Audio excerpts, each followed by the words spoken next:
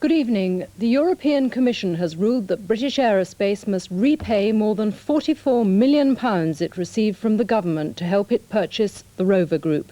The EC Commissioner, Sir Leon Britton, decided that the sweeteners paid to British Aerospace during the takeover were illegal. But he said Rover was sold at a reasonable market price. Lord Young has described the sale of Rover to British Aerospace as the deal of the decade. What he didn't disclose at the time was just how good a deal Aerospace had struck. And today the European Commission delivered its verdict. The sweeteners offered were illegal, they have to be repaid. The deal included a cash injection of £800 million into Rover and a write-off of tax losses, but those were disclosed at the time. The Commission was more worried about the value put on the company.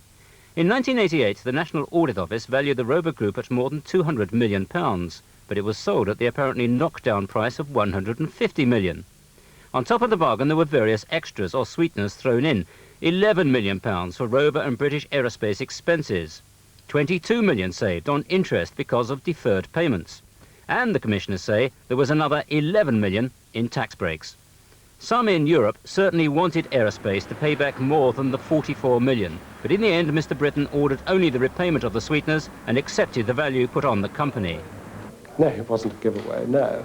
I mean, there was a large amount of aid given, but there were reasons which, rightly or wrongly, satisfied the previous commission. And we've got to maintain a certain coherence. You can't just say, right, let's have another go at the whole thing. You've got to ask yourself, has something really new come to light which would entitle you to take a different view?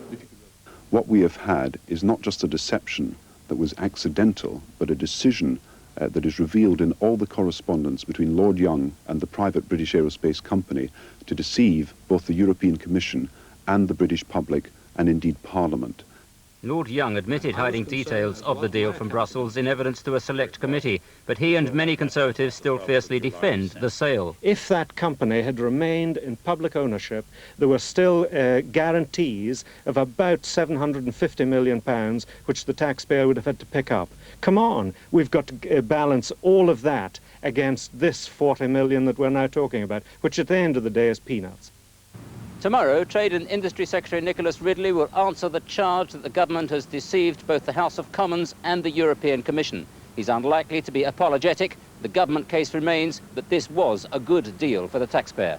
Peter Allen, News at 10, Westminster.